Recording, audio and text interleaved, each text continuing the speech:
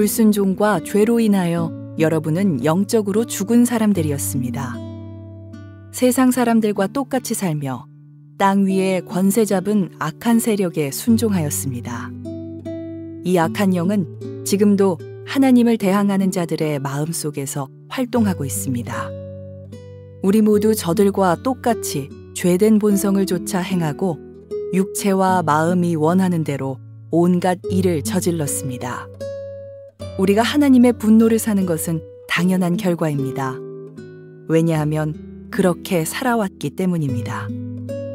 그러나 하나님은 자비로우시고 우리를 너무나 사랑하셔서 그냥 내버려 두지 않으셨습니다. 하나님의 뜻을 따르지 않아 영적으로 죽은 우리들에게 그리스도를 통하여 새 생명을 주신 것입니다. 여러분은 하나님의 은혜로 구원을 받았습니다. 하나님은 우리를 그리스도와 함께 살리시고 하늘 위에 있는 그분의 보좌 곁에 우리를 그리스도와 함께 앉혀주셨습니다. 또한 앞으로 오는 모든 세대에게 하나님의 은혜가 얼마나 크고 놀라운지를 보여주시려고 예수 그리스도 안에 있는 우리 모두에게 그의 자비를 나타내셨습니다. 여러분은 하나님의 은혜 안에서 믿음으로 구원을 받았습니다. 여러분 스스로는 자신을 구원할 수 없습니다. 구원은 하나님의 선물입니다. 또한 착한 행동으로 구원받은 것이 아니므로 아무도 자랑할 수 없습니다. 우리를 창조하신 분은 하나님이십니다.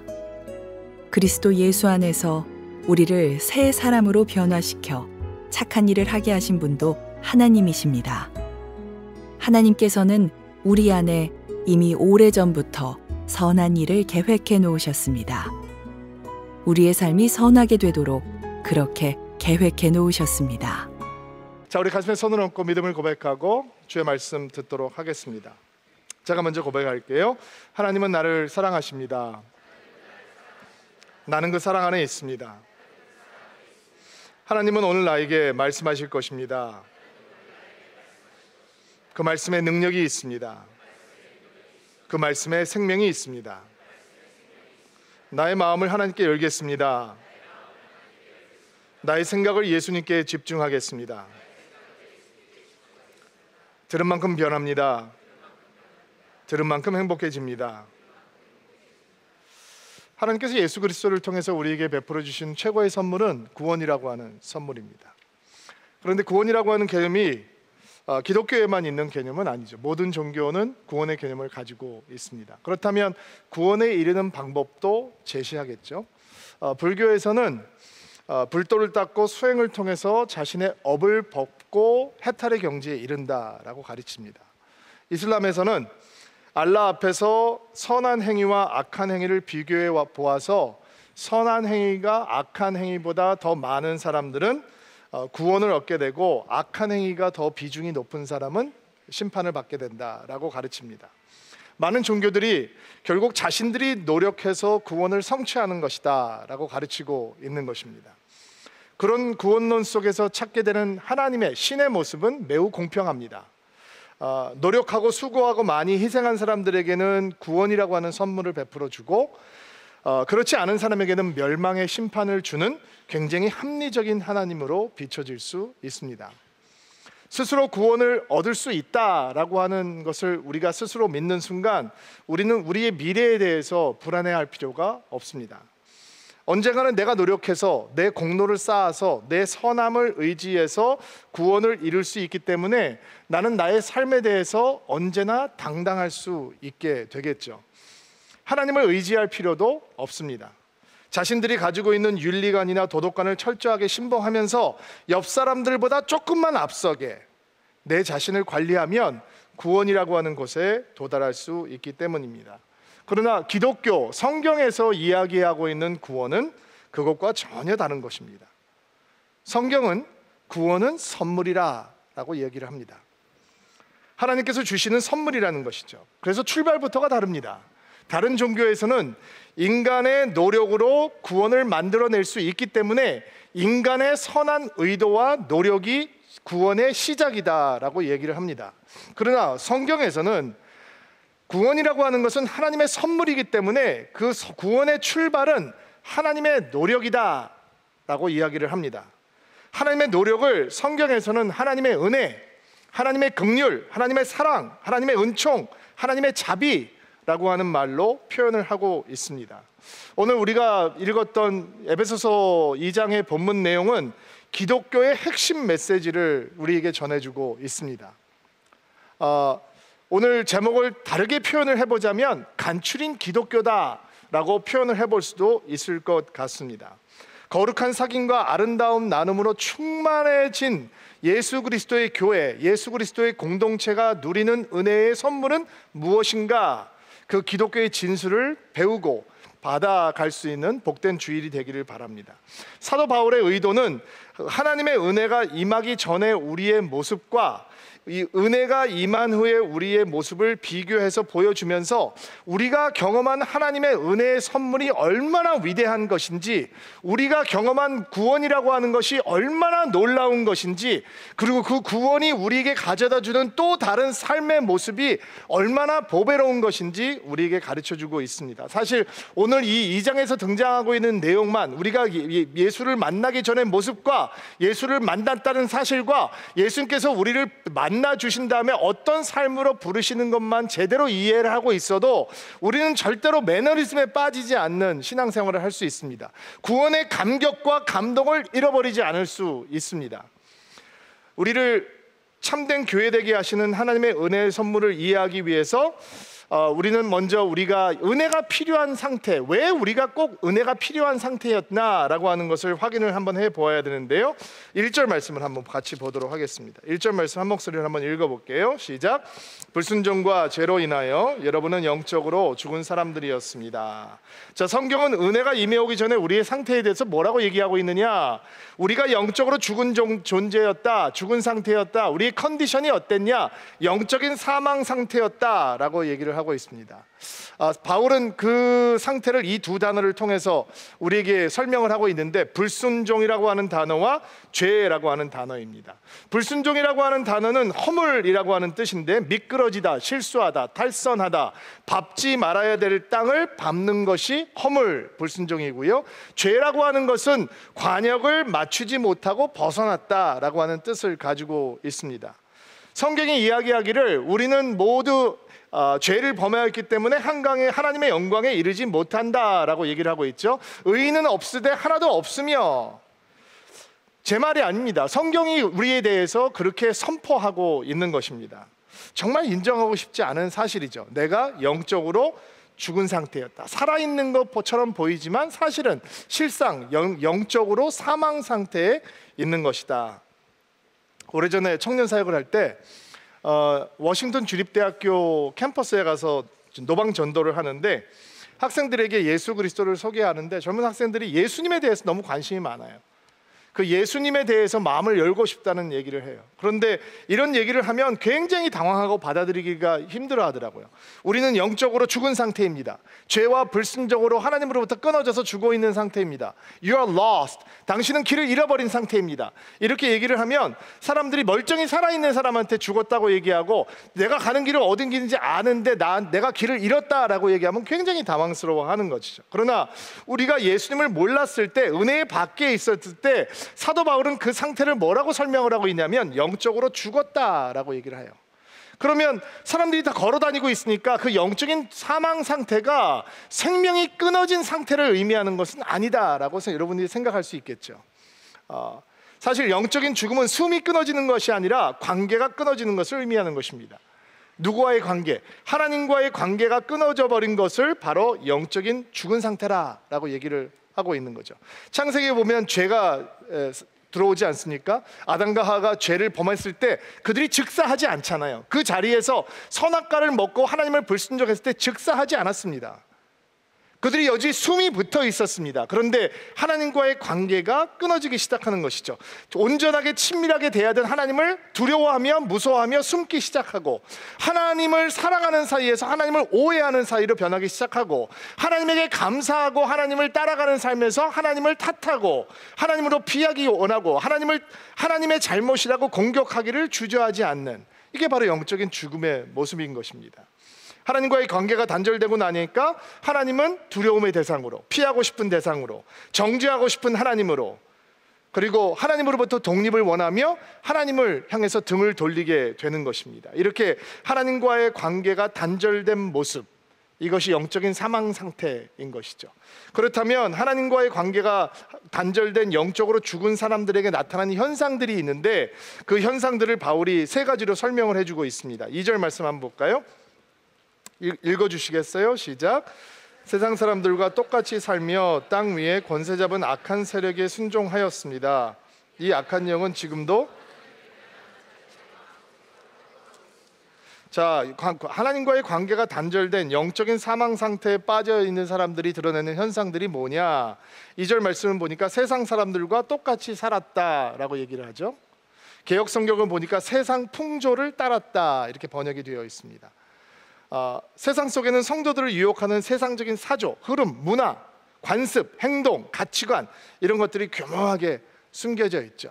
마귀가 우리를 향해서 올 때 두 뿔을 세우고 삼지창을 들고 오는 것이 아니라 이렇게 적당히 타협하고, 적당히 세상 풍조를 따라가고, 적당히 속이고, 적당히 즐기고, 적당히 숨기고, 이런 것들이 바로 인테리한 모습이다라고 우리를 교묘하게 속이면서 우리를 유혹하는 것입니다. 때로는 그게 철학적이다라고 생각하기도 하고, 그것이 논리적인 것이고 합리적인 것이다라고 우리를 꼬이기도 하는 것입니다. 그래서 세상적인 모습을 벗어나지 못하도록 유혹하고, 그렇게 살라라고 디맨드하는 것이 이 세상 풍조를 따라 살아가고 있는 사람들을 있는 영이죠.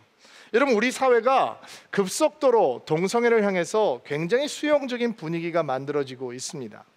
성경은 성적인 방종에 대해서 흔들리지 않는 진리의 메시지를 가지고 있는데도 불구하고 세상의 풍조를 따라가는, 타협하는 영성이 교회 안으로, 신자 안으로 들어오게 되면 이 진리의 말씀을 시대에 걸맞지 않은 고리타분한 이 고대 문서처럼 여기고, 인권 보호, 인권 존중이라고 하는 이름으로 하나님의 말씀이 명확하게 말하고 있는 부분에 있어서도 인본주의, 세속주의 같은 결정을 하고, 그것이 오히려 더 현대적인 것이다 라고 생각하게 만드는 것입니다. 이렇게 하나님의 진리가 아닌 세상의 풍조를 따라가게 되면 믿음을 통해서 하나님을 사랑하는 삶을 사는 것이 아니라 믿음을 주장하면서도 점점 하나님의 길로부터 멀어지게 되는 결정을 하게 되는 것입니다.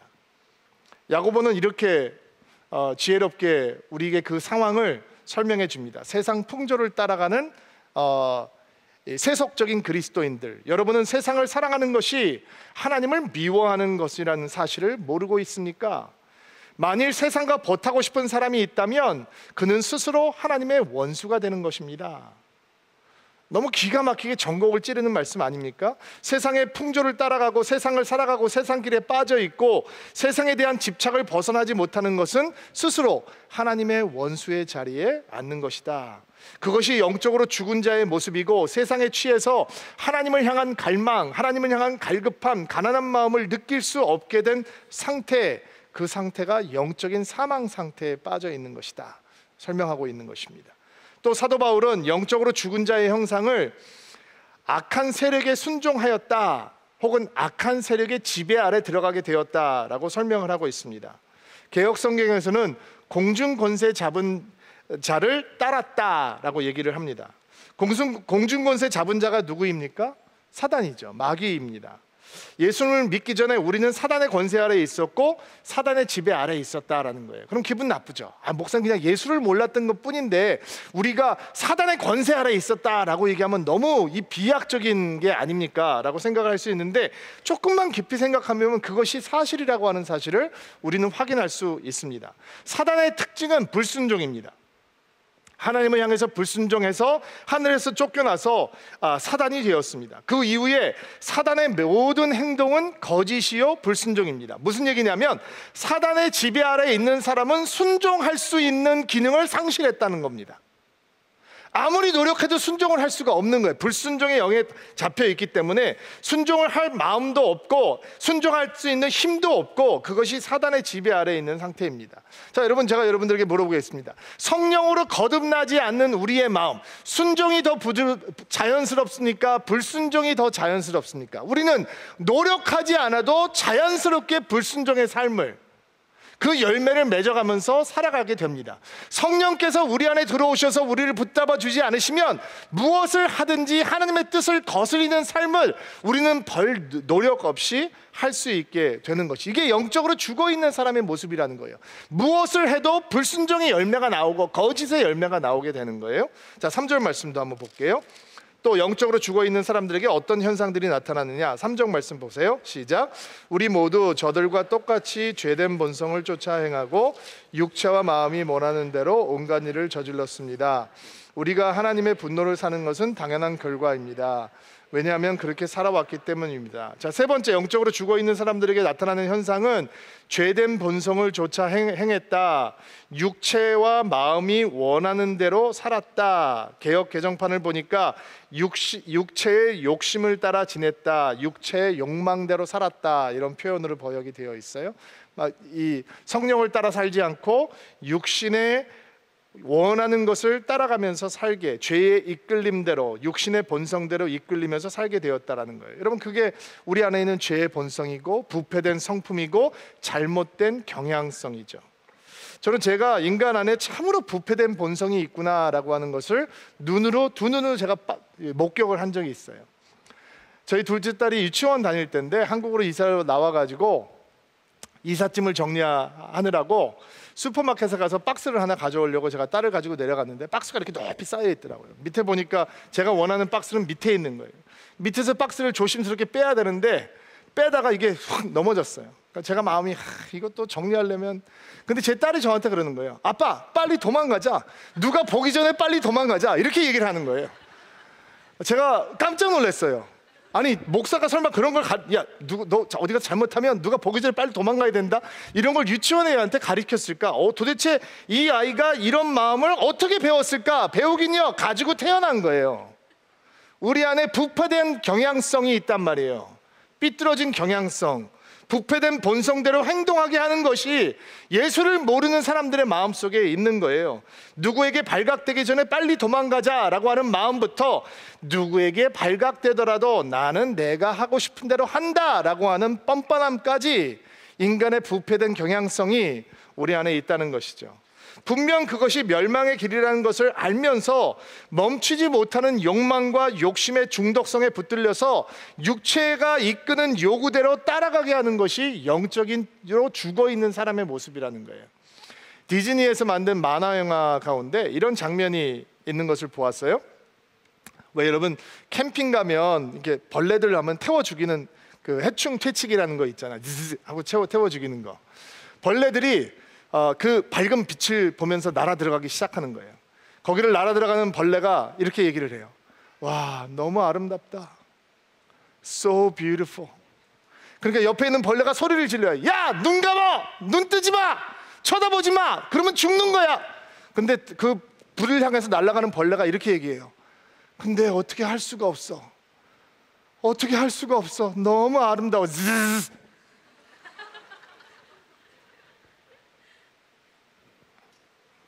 죄의 본성을 지배를 받는 사람의 생각은 죽음이지만 성령의 지배를 받는 사람의 생각은 생명과 평강입니다. 우리 안에 부패한 육신의 본성이 바로 이런 거예요. 죽이는 것을 알면서 멈출 수 없이 끊임없이 날아드는 거예요. 자, 여기까지만 말을 하면 기독교는 진짜 우울한 종교예요. 우리가 얼마나 형편없다는 것을 알려주는 종교에 불과해요. 야, 진짜 우리가 끔찍하구나. 소망이 없는 사람들이구나.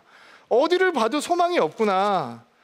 우리는 세상 사람들과 똑같이 세상 풍조를 따라 살고 악한 사단의 지배 아래에 있으며 이 육신의 본성을 따라 살 수밖에 없는 영적인 사망 상태에 빠져 있는 사람이구나. 그런데 기독교는 거기서 끝나지 않고 반전의 메시지를 제시해요. 4절 말씀 읽어보겠습니다. 시작. 그러나 하나님은 자비로우시고 우리를 너무 사랑하셔서 그냥 내버려 두지 않으셨습니다. 하나님께서 우리를 그냥 내버려 두지 않으셨대요. 아멘. 4절 맨 앞에 나오는 아주 평범한 접속사 그러나라고 하는 단어를 놓치지 마세요. 만약에 이 접속사가 그래서라고 하면 우리는 좌절해야죠. 큰일 났구나. 그 다음에 메시지인데, 그러나 라고 하는 접속사는 반전이 있다라고 하는 것을 알려주죠. 너희들은 절망 상태에 있었다. 그러나 당신들에게 소망이 없었습니다. 그러나 당신은 영적으로 죽은 상태였습니다. 그러나 하나님께서 개입하고 계시는 것입니다. 하나님의 자비와 사랑이 우리를 영적으로 죽은 자처럼 내버려 두지 않고 살려두시기 위해서 개입하고 계시는 것입니다. 우리가 세상 사람들과 똑같이 살도록 내버려 두지 않으신 것이고, 우리가 사단의 지배를 받으면서 살아가도록 내버려 두시지 않으신 것이고, 죄의 본성, 육신의 본성을 따라 살도록 내버려 두시지 않으셨습니다. 반전의 주인공은 인간의 노력이 아닙니다. 우리의 의지가 아닙니다. 반전의 주인공은 우리의 공로도 아닙니다. 반전을 이룰 수 있는 주인공은 하나님이십니다. 우리가 너무 절망 상태에 있기 때문에, 영적인 사망 상태에 있었기 때문에 내가 이것을 더 이상 두고 볼 수가 없다, 내가 거기로 들어가서 반전을 이루어야 되겠다라고 생각하고, 하나님께서 어둠 속으로, 죽음 속으로, 사망 속으로 들어오시는 겁니다. 그게 복음이라고 하는 것이죠. 우리의 구원의 이야기는 예수 그리스도 안에서 우리에게 조건 없는 하나님의 사랑이 어떻게 임해왔는지로 시작하는 것입니다. 우리의 절망 속에 예수께서 오셨고, 우리의 사망 속으로 예수께서 걸어 들어오셨습니다. 하나님의 자비와 하나님의 사랑이 그 예수님을 십자가에 달리게 하시고, 십자가에 죽게 하시고, 우리를 다시 일으키기 위해서 예수와 함께 부활시키시고, 예수와 함께 일으키시고, 우리를 예수와 함께 보좌에 앉게 하기 위해서, 우리를 위해서 예수 그리스도께서 부활하시고 능력으로 함께 주시는 것입니다. 이것이 기독교의 핵심입니다. 이 사랑이, 이 은혜가 기독교의 핵심 메시지인 것입니다. 자격이 없는 사람들에게 하나님의 사랑이 부어졌고, 하나님을 찾지도 않는 사람들에게 거대한 쓰나미처럼 하나님의 사랑이 몰려왔고, 이 사랑을 머리로 이해할 수 있겠습니까? 논리로 설명을 할 수 있겠어요? 이 사랑은 체험해야 하는 것입니다. 믿어야 하는 것입니다. 받아야 하는 것입니다. 이 사랑을 경험하는 사람들은 예수의 사람으로 변할 수밖에 없는 것입니다. 이게 하나님의 자비요, 복음의 메시지입니다. 기독교의 핵심이요, 중심 사건이 되는 것입니다. 자, 8절 말씀, 9절 말씀 한번 볼게요. 읽어보세요. 시작. 여러분 스스로는 자신을 구원할 수 없습니다. 구원은 하나님의 선물입니다. 또한 착한 행동으로 구원받을 수 있는 것이 아니므로 아무도 자랑할 수 없습니다. 자, 사도 바울이 가르쳐주고 있는 구원의 진리, 구원은 하나님의 은혜 안에서 예수 그리스도를 믿음으로 받는 것이다. 인간은 스스로를 절대로 구원할 수 없다. 구원은 하나님의 선물이다. 착한 행동은 구원을 이뤄낼 수 없다. 그러므로 어느 누구도 자신의 선함으로 구원을 이루었다고 자랑할 수 없다. 구원은 오직 하나님의 선물로 믿음을 통해 우리에게 임해오는 것이다. 아멘으로 받으세요. 그런데 여기서 끝나면 기독교는 정말 얄미운 사람들의 집단이죠. 나 형편없다? 내가 할 수 있는 것은 아무것도 없어. 근데 나는 구원 받았다? 너는 못 받았지? 나는 할 수 있는 게 아무것도 없어. 그러나 나는 네가 갖지 않은 것을 가졌어. 나에게는 구원이 있어. 정말 사람들이 보았을 때는 감당할 수 없는 얄미운 생각을 가진 사람들이죠. 그러나 이 구원이라고 하는 하나님의 위대한 사건은 우리를 향해서 구원 후의 사건을 열어줍니다. 구원에는 의미가 있습니다. 목적이 있습니다. 이유가 있습니다. 7절 말씀 볼게요. 구원의 목적과 의미가 과연 무엇인지 7절 말씀 한번 읽어주시겠어요? 시작.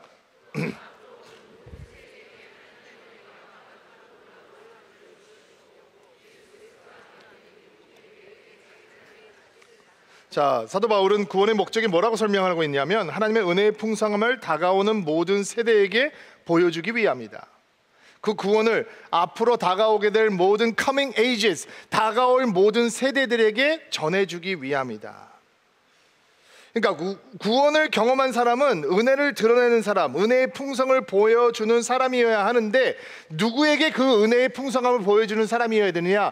앞으로 다가올 새로운 제너레이션들, 우리에게 다가오는 다음 제너레이션들을 향해서 그 은혜의 풍성한 복음을 전해주는 사람이 되어야 된다. 우선 이 말씀을 영혼 가운데 아멘으로 심으시는 축복 있게 되기를 바랍니다. 우리 특별히 이 자리에 함께 하시는 부모님들에게 하나님께서 여러분 영혼 가운데 이 말씀을 생명의 씨앗으로 심어주는 축복이 있게 되기를 바랍니다. 여러분 서울드림교회 이 자랑이 무엇인지 아십니까? 목사가 둘이라는 것입니까? 그것도 자랑이죠. 하나만 있어도 좋은데 둘이면 더 좋잖아요. 아멘을 안 하시네. 신혜 목사님 아멘. 나는 둘이어서 좋습니다. 초창기에 성도들이 저희 교회 처음 찾았을 때 이런 얘기를 했었습니다. 교회가 너무 젊다. 그래서 불편하다. 싫다. 이런 분들이 많았습니다. 저희 교회 자랑은 교회가 젊은 겁니다. 지금도 그런 얘기를 종종 듣습니다. 다른 교회에서 신앙생활을 오래 하시던 권사님들, 집사님들이 오셔서 예배는 참 은혜스러운데 성도가 너무 젊어서 좀 민망해서 다니기가 쉽지가 않습니다. 근데 요즘은 이런 이야기를 더 많이 듣습니다. 서울드림교회 굉장히 젊구나, 그래서 좋다라는 이야기를 많이 듣습니다. 여러분, 우리는 계속 젊은 교회여야 합니다. 더 젊어져야 합니다. 젊은 사람들이 끊이지 않고 몰려오는 교회가 되어야 합니다. 그래야 교회의 미래가 있는 것입니다. 여러분, 믿음을 잃는 것도 교회의 위기입니다. 믿음이 변질되고 타협되는 것, 물론 교회의 위기입니다. 그러나 교회가 노령화하는 것도 또 다른 위기입니다. 유럽 교회도 이 위기를 거쳤고 미국 교회도 이 위기를 거치면서 수많은 교회들이 문을 닫았습니다. 어르신이 계시다라고 하는 것이 위기다라고 하는 뜻이 아닙니다. 교회에는 어른들이 계셔야 합니다. 어른들이 계신 것이 교회의 축복입니다. 그러나 젊은 사람들이 떠나고 어르신들만 남아있는 것은 분명 위기입니다. 사도 바울은 이야기하고 있습니다. 우리는 놀라운 하나님의 자비와 사랑으로 우리의 공로 없이 구원이라고 하는 선물을 받았습니다. 그러므로 우리는 다가올 모든 세대들에게 우리가 경험한 그 하나님의 구원의 은혜를 전해 주어야 되는 책임이 있는 것입니다. 아름다운 미션이 우리에게 주어진 것입니다. 저는 틴즈 아이들을 볼 때마다, 우리 주일학교 아이들을 볼 때마다 마음이 벅차오릅니다. 저희 교회 주일학교를 시작했을 때 주일학교 교사가 없어서 천안에 있는 나사렛 대학교에서 3명의 기독교 교육하는 학부생들을 빌려왔습니다. 시한부로 우리를 와서 몇 주만 도와달라. 조건은 저와 신목사가 나사렛 대학교에 가서 한 학기 동안 강의를 하는 것이었습니다. 그리고 우리 아이들이 주일학교가 시작이 되었습니다. 청소년 예배가 시작되었을 때 아마 10명도 안 되는 소수의 아이들이 시작한 것으로 기억하고 있는데 지금 140명의 아이들이 예배 드리고 있습니다. 70명이 넘는 아이들이 합숙하면서 특순을 준비하고, 제가 어느 성도님이 보내준 영상을 봤는데 주님이 오른쪽 하면 오른쪽으로, 주님이 왼쪽 하면 왼쪽으로 찬양을 듣는데 정말 너무 귀하다라는 생각이 들었습니다. 올해 틴즈 그룹에 들어온 아이들이 35명이라고 합니다. 초등학교에서 이렇게 넘어온 아이들이 35명이라는 거예요. 그 얘기를 듣고 우리 신목사님께서 틴즈 담당하고 있는 이영호 목사님한테, 이 목사님, 이 아이들 절대로 놓치면 안 됩니다. 잘 케어해 주세요 라고 얘기하니까 1초도 망설이지 않고, 목사님 안 놓칩니다. 여기 중고등학생 부모님들은 이거 진짜 여러분 소름 끼칠도록 감사한 내용이어야 합니다. 저도 청소년 사역할 때 어느 누구에게도 그렇게 자신 있게 한 번도 얘기해 본 적이 없습니다. 저 그때 굉장히 열정 있는 30대의 젊은이였습니다. 그런데 나는 나에게 주어진 사람 안 놓치겠습니다. 내가 당당하게 해보지 못했습니다. 그 정도로 자신감이 충만하지 않았습니다. 근데 그런 영적인 자신감, 담대함이 우리 교회를 섬기고 있는 청소년 사역자에게 있습니다. 그래서 제가 이영호 목사님 왕팬입니다. 기대가 됩니다. 우리가 경험했던 부흥의 불길이 우리 청소년들에게로, 우리 대학생들에게로 언젠가는 전해질 줄로 믿습니다. 저는 저희 셋째 딸 세례를 아직 주지 않았습니다. 이유는 스스로 믿음을 고백하고 예수 그리스도께서 그 아이의 구주가 되신다라고 하는 신앙 고백을 잘 한 다음에 침례를 주기 위해서 저는 기다리고 있습니다. 저에겐 세 딸이 있습니다. 아이들이 나보다 더 예수님을 사랑해야 되는 게, 저는 아이들이 처음 태어났을 때부터 지금까지 가지고 있는 굉장히 큰 기도 제목입니다. 여러분은 제 좋은 모습만 보잖아요. 그렇죠? 은혜로운 모습만. 그래야 될 텐데. 집에 가면 저희 아내와 저희 셋 딸들은 저의 모든 모습을 봅니다. 은혜로운 모습과 더 은혜로운 모습과 더 은혜로운 모습, 그리고 보여주기 싫은 다크한 모습들. 때로는 이렇게 생각이 들 때가 있습니다. 나의 그런 모습 때문에 애들이 주님과 멀어지면 어떡하지? 굉장히 눈물 흘리며 기도했던 적도 많습니다. 영성을 가르치는 한 교수님께서 저희 교회에 오셔서 강의를 하시면서 이런 말씀을 하신 적이 있습니다. 나는 교수직을 사표낼 수 있습니다. 목사직도 사표낼 수 있습니다. 남편직도 사표낼 수 있습니다. 그런데 아버지의 직분은 사표를 낼 수가 없습니다. 그래서 그 직분이 가장 힘듭니다. 전적으로 동의합니다. 여러분, 제가 하나님께서 저희 가정에 보내주신 하나님의 세 딸을 나보다 더 주님을 사랑하는 딸들로 양육하지 못한다면 저는 삼류 목사입니다. 서울 드림교회가 어떤 모습을 갖추고 있든지 저는 삼류 목사에 불과합니다. 서울 드림교회가 다음 세대를 책임지지 못한다면 우리 교회는 삼류 교회입니다. 여러분, 기억하셔야 합니다. 우리에게 하나님께서 구원이라고 하는 아름다운 선물을 왜 주셨느냐? 우리 다음 대에 다가오고 있는 그 다음 세대들이 하나님을 향해서 마음을 열고 하나님을 마음속에 영접하고 예수 그리스도의 제자로 살아가게 하는 그런 아름다운 복음의 역사가 일어날 수 있도록 그렇게 만들어 놓는 것이 우리의 구원의 목적이요, 이유요, 의미라는 것입니다. 지난주에 성교원금 작정이 다 끝나기 전에 마음속으로 하나님, 우리가 정말 해야 될 일이 많은데 하나님께서 저희들 어떻게 축복하시겠어요? 기도하는 시간이 있었습니다. 그리고 성경원 작정이 끝난 다음에 우리 신 목사님하고 대화를 하다가 제 마음이 울컥하고 신 목사님 마음도 울컥하는 일이 있었어요. 저희가 예상했던 것보다 여러분들이 많이 헌신을 해주셨어요. 정말 감사하게 생각해요. 힘든 때인데. 그러면서 목사님이 어떤 다른 바깥에 있는 그 청소년 사역을 하는 목회자와 함께 대화했던 것을 나눴는데, 그분을 도와야 되는데 힘이 모자라니까 올해는 못 도울 수도 있겠다라는 생각할 때문에 마음이 굉장히 안타까우셨던 것 같아요. 근데 헌금이 우리가 생각했던 것보다 더 많이 레이즈가 됐기 때문에 전화해서 목사님, 저희가 그 사역 도울게요. 그러면서 신 목사님도 눈물이 글썽이고 저도 글썽이고, 나는 그 사람 본 적도 없어요. 만나본 적도 없어. 그 사역이 뭔지도 몰라. 근데 다음 세대를 위해서 뛰고 있는 사람들에게 당신 뒤에 서울 드림교회가 그래도 부족하지만 우리가 할 수 있는 거 도와드릴 수 있습니다. 얼마나 감사한 거예요. 우리 다세인에서 수고하고 있는 선교사님이, 목사님이 제발 우리를 도와주십시오. 일할 수 있도록 도와주십시오. 다음 세대를 놓치면 한국교회는 끝이 오는 거잖아요. 미래가 없는 거잖아요. 그러니까 우리 구원의 목적이 뭐냐? 우리만 해피하게 신앙생활하고 우리만 괜찮은 교회가 되겠다고 자아도취하는 것이 아니라 그냥 놔두면 하나님으로부터 멀리 떨어질 수밖에 없는 영적인 사망 상태에 빠질 수밖에 없는 다음 세대들을 주님 앞으로 인도하고 그 사람이 우리 만난 예수님을 전해주고 우리가 부르는 예수님을 부르게 하리고 우리가 헌신한 그 예수님 앞에 무릎을 꿇고 헌신하게 하는 그 역할이 우리에게 주어졌다라는 것입니다. 서울 드림교회는 다음 세대를 주님 앞으로 인도하는 그런 교회가 될 수 있도록 기도하고 헌신하고 희생하고 기쁘게 그 일을 감당하게 될 것입니다. 그것이 우리의 구원의 이유입니다.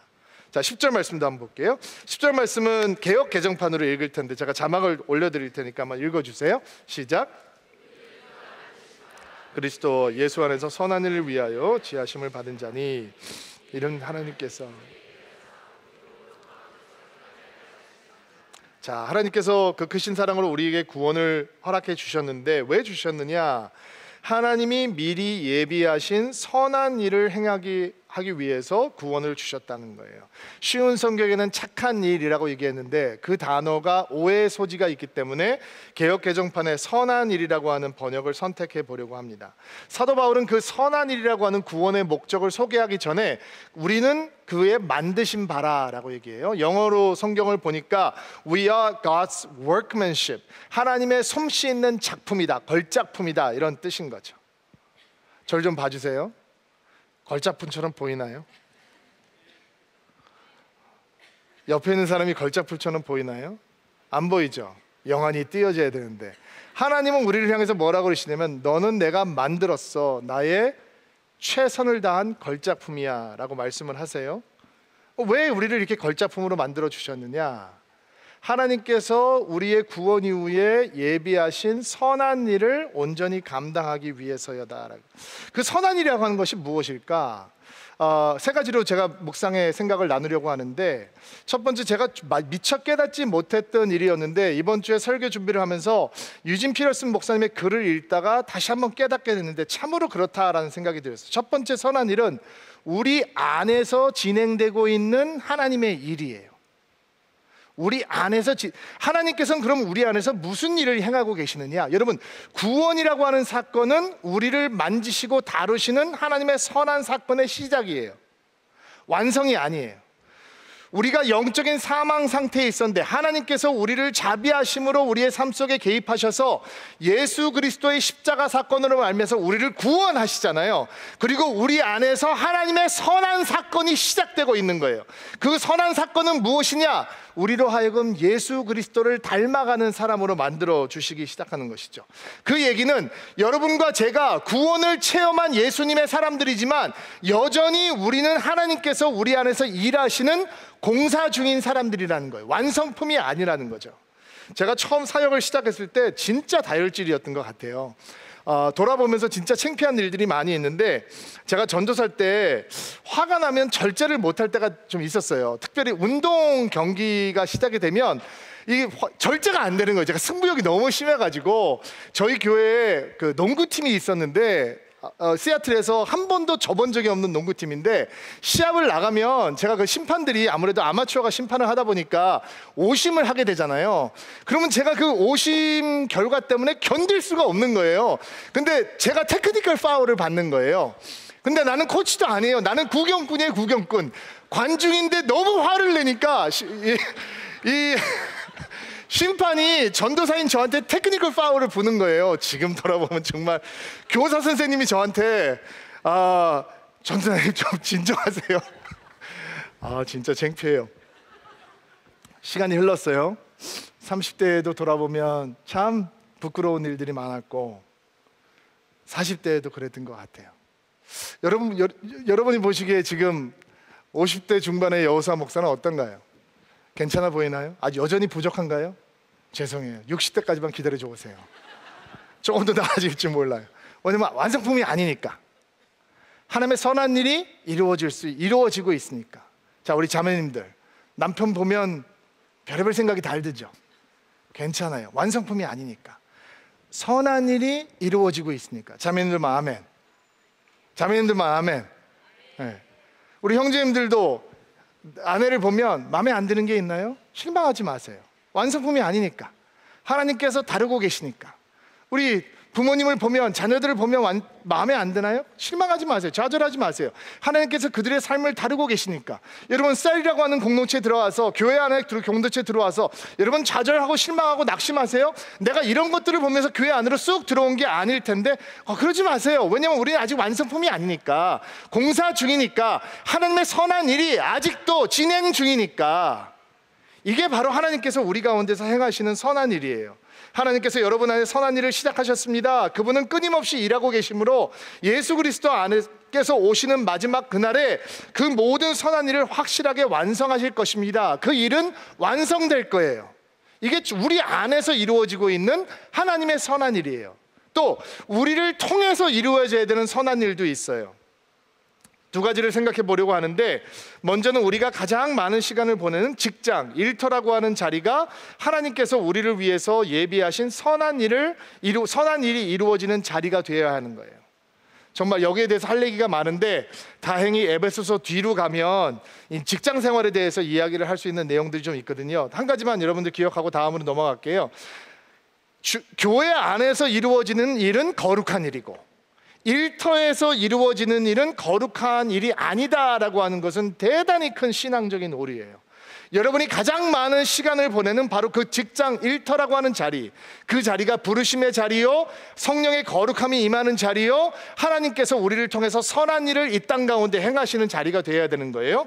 또 사도 바울은 우리가 또 어떤 선한 일을 행해야 된다라고 얘기를 하고 있냐면, 그는 로마서에서 헬라인이나 야만인이나 지혜 있는 자나 어리석은 자에게 다 내가 빚진 자라라고 고백하고 있거든요. 그러니까 사도 바울이 복음을 전하는 일을 선한 일이라고 이해했던 것처럼, 여러분과 저도 2019년 서울이라고 하는 험한 곳에서 살아가고 있는 동안 우리가 복음을 전하는 빚을 진 사람들이다 라고 하는 것을 믿음으로 받아야 되는 것이죠. 우리는 올 한 해 누군가에게 복음을 전해야 된다라고 하는 마음의 헌신을 받아들이지 않았습니까? 새벽 기도할 때 우리가 어노인팅 예식을 하면서 여러분들에게 전도하고 싶은 사람들의 대상을 적어달라라고 얘기했는데, 거기에는 누군가의 아버지의 이름이 적혔을 것이고, 누군가의 어머니의 이름이 적혔을 것이고, 누군가의 아들, 누군가의 형제, 자매의 이름이 적혔을 것이고, 거기에는 여러분의 눈물이 있을 것이고, 여러분의 애탐이 있을 것이고, 안타까움이 있겠죠. 이제 그들에게 예수 그리스도의 사랑과 복음의 은혜를 전해야 되는 것이 우리가 감당해야 되는 선한 일이라는 거예요. 이런 얘기를 하면 굉장히 큰 부담이 되죠. 목사님 해봤는데 잘 안 돼요. 자꾸 실패해요. 근데 여러분, 복음을 전하는 일에는 실패하는 일이 없어요. 아무것도 안 하는 게 실패하는 거예요. 도전하지 않는 게 실패하는 거예요. 제가 전주에 내려갔다가 KTX를 타고 올라오는데, 오래전 일이, 오늘교회 있을 때 일인데, 이렇게 KTX 타면 앞 이렇게 마주보고 있는 자리가 하나씩 나오잖아요. 근데 어떻게 그 앞 마주오는 자리에 앉게 됐어요. 제가 이렇게 앞에 있는 사람들에게 두런두런 얘기하는 스타일이 아니라 이렇게 책을 보고 가고 있었는데, 어떤 중년의 부부가 이렇게 앉으셨어요. 근데 제 마음속에 이분들에게 예수님을 전하고 싶다라는 마음이 들었어요.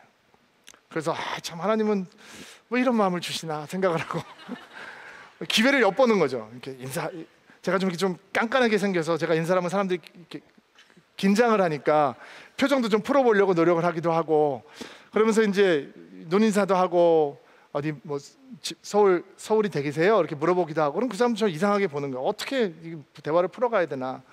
인사를 하려고 말을 자꾸 거는데 부부가 앉으셔서 이제 대화가 조금씩 진행되고 있는데 카트가 지나가더라고요. 음료 파는 카트 있잖아요. 그걸 잠깐 부르고 뭐 하나 드시겠어요? 물어보니까 괜찮다고 그러는데, 그때 안겨줘야 되는 거죠. 항상 뭐를 먹이고 나면 말을 들어줘야 된다라고 하는 생각이 드니까, 그래서 제가 뭐 드시겠어요? 그러니까 콜라를 드시겠다는 거예요. 그래서 제가 콜라를 잡고 따드리려고 콜라를 딱 땄는데 근데 저는 제가 가지고 있는 본능을 처음으로 알았어요. 이게 그러면 그쪽에 사람이 있고 제가 이쪽에 있으면 제가 저분에게 복음을 전해야 되니까 이거를 나한테 이렇게 돌려야 되는데, 이게 반사적으로 저쪽으로 이렇게 돌리게 되는 거예요. 그러니까 이게 나는 속으로 막았는데 하면서 이게 하얀 드레스를 입었는데 콜라가 막 그 마음. 근데 뭐 다 이미 어떤 사람이 흔들어 놨겠죠. 그 정리하는 사람이 누구 골탕복으로 흔들어 놨을 것 같아요. 자, 실패입니까? 복음을 전하는 거 실패예요. 제가 그래서 막 닦아 손수건을 드리면서 죄송합니다. 제가 오늘교회 신도배 목사인데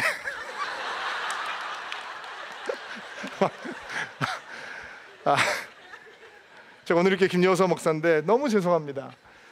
정말 제가 오늘 두 분에게 저희 교회 그냥 제가 인도하는 예배에 한번 초청해드리고 이렇게 말을 걷고 시작을 했는데 너무 죄송합니다. 누가 이렇게 흔들어 놨는지 몰랐네요.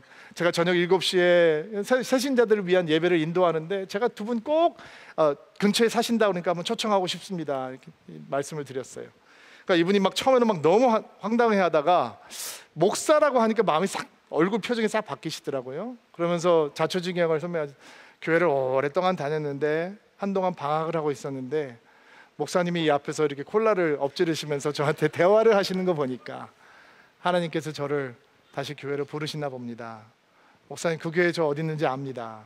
목사님 하시는 예배 꼭 한번 참석하겠습니다. 이런 얘기를 하는 거예요. 여러분, 한 영혼이 주 앞으로 돌아오는데 얼마나 많은 시간이 걸릴까요? 얼마나 많은 눈물이 필요할까요? 얼마나 많은 기도를 심어야 할까요? 얼마나 많은 애탐이 있어야 할까요? 그것이 선한 일입니다. 하나님께서 우리에게 시키고자 하는 선한 일, 여러분 그 일을 온전히 감당하게 되는 2019년이 되기를 주의 이름으로 축복합니다. 자, 우리 가슴에 손을 얹고 안수하시고요, 여러분을 축복하겠습니다.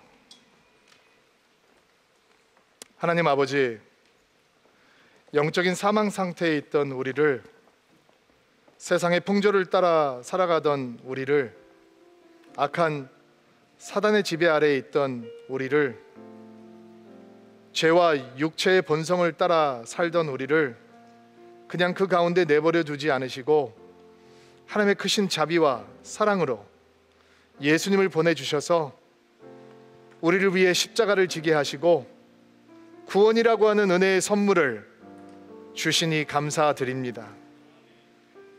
우리는 자랑할 것이 없습니다. 오직 주만 자랑하겠습니다. 오직 십자가의 은혜만 자랑하겠습니다. 그리고 하나님, 다가올 새로운 세대들에게 예수를 전해주는 우리가 되게 하옵소서. 우리를 통해 새로운 예수님의 세대가 일어날 수 있도록 은혜의 파도를 일으켜 주옵소서. 우리 안에 이루어지고 있는 하나님의 선한 일을 멈추지 않고 행해 주옵소서. 예수처럼 변화되기를 소망합니다. 또 복음을 전하는 선한 일을 능력으로 감당하는 드림인들이 될 수 있도록 하나님께서 은총을 베풀어 주시옵소서. 예수의 손을 붙들고 예수와 함께 동행하며 예수의 이름을 부르는 한 주가 될 수 있도록 은총을 베풀어 주시옵소서. 예수님의 이름으로 기도하옵나이다.